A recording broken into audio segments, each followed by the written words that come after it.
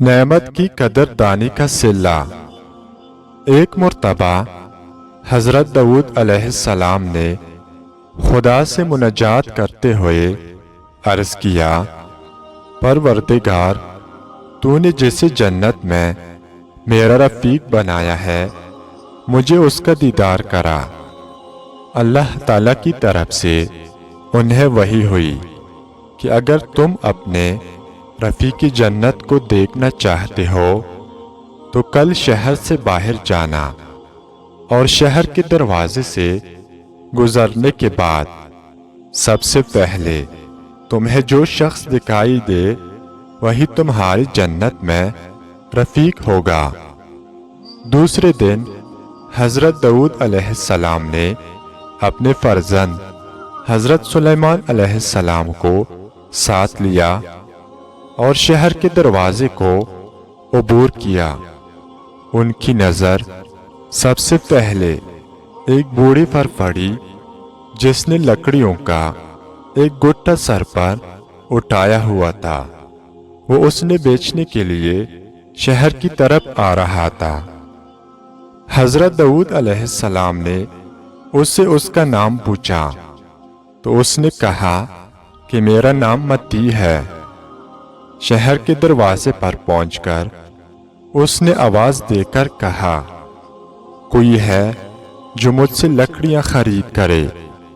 آخر کار ایک شخص آیا اور اس نے اس سے لکڑیاں خرید لی۔ بوڑھے نے لکڑیوں کی قیمت وصول کی اور رقم سے اس نے کچھ گندم خریدی، پھر گھر چلنے لگا۔ حضرت داؤد علیہ السلام نے اس سے کہا، بزرگوار، کیا آپ ہم میں اپنا مہمان بنانا پسند کریں گے؟ بوڑھے نے کہا، سر آنکھوں پر مہمان اللہ کا پیارا ہوتا ہے۔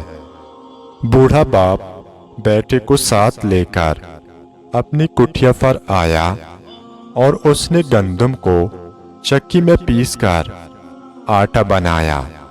پھر آٹا کو گوندھ کر اس نے 3 روٹیاں پکائی اور اپنے مہمانوں کے سامنے پیش کیے۔ حضرت داؤد علیہ السلام نے اصرار کیا کہ تم بھی ہمارے ساتھ کھانا کھاؤ۔ چنانچہ وہ بوڑھا بھی ان کے ساتھ بیٹھ گیا اور کھانا کھانے لگا۔ وہ ہر لقمہ توڑتے وقت بسم اللہ کہتا اور لقمہ نے گلتے وقت الحمدللہ کہتا رہا۔ جب سب نے کھانا کھایا تو اس بوڑھے نے اپنے ہاتھ آسمان کی طرف اٹھائے اور کہا، خدایا، جو لکڑیاں میں نے شہر جا کر فروخت کی ہے وہ دراصل درخت تھی جسے تو نے اپنی قدرت کاملہ کے ساتھ زمین سے اگایا تھا۔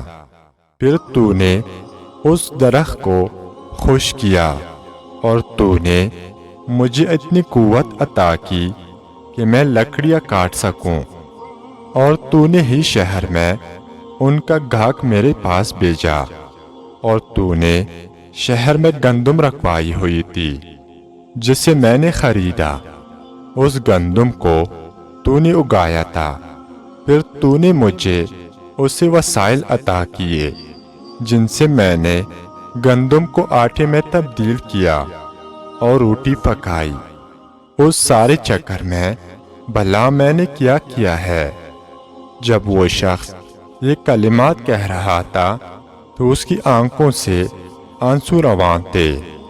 جب حضرت داؤد علیہ السلام نے اس کی اس قدردانی کو دیکھا تو آپ نے اپنے فرزند سلیمان کو دیکھا اور آنکھوں میں ان سے کہا، نوری چشم، نعمت کی قدردانی کی وجہ سے خدا نے اس شخص کو انبیاء کا رفیق بنایا ہے۔